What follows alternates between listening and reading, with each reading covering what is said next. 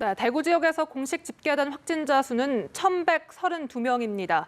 경북 지역까지 합치면 확진자 수는 1,500명에 육박하는데요. 네, 이번에는 대구시청을 연결해 보겠습니다. 방준혁 기자 전해주시죠. 네, 대구시청에 나와 있습니다. 이곳 대구에선 어제 오후 4시 기준으로 확진자 수가 1,100명을 넘어섰습니다.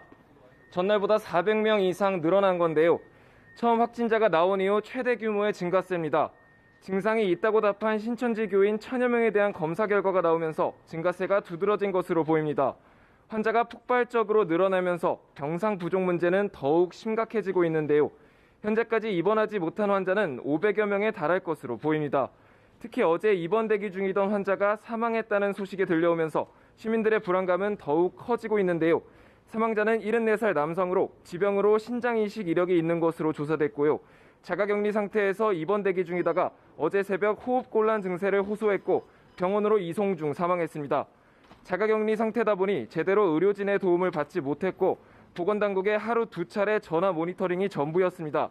대구시는 어제까지 병상 1,000여 개를 확보했다고 발표했지만 제대로 준비가 되지 않아 환자들을 실제 입원하기까지는 시간이 더 걸릴 것으로 보입니다. 네, 경북 상황도 짚어보면 청도 대남병원 환자들을 이송하고 있다고요. 네, 보건당국은 청도 대남병원의 환자들을 전문병원으로 이송하고 있습니다. 어제 중앙방역대책본부가 밝힌 내용인데요. 경증 환자는 국립정신건강센터로, 중증 환자는 국가지정 격리병상으로 이송 중입니다. 당초 보건당국은 청도 대남병원의 코호트 격리, 그러니까 집단 격리를 시행하고 확진자 60명을 대남병원 안에서 치료해 왔는데요. 치료 환경이 부적절하다는 전문가 평가가 나오자 급히 이송 방침을 세운 겁니다.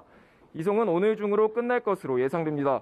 한편 경북에선 이스라엘 성지순례단의 2차 감염이 더 늘었습니다. 의성과 성주에서 가족과 접촉자 등 4명이 추가 확진 판정을 받았는데요. 이로써 성지순례단 관련 확진자는 모두 43명입니다.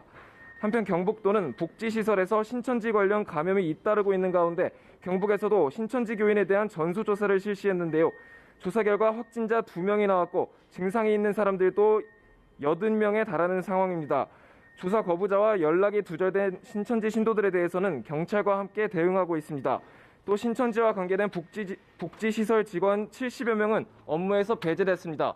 지금까지 대구시청에서 연합뉴스TV 방준혁입니다.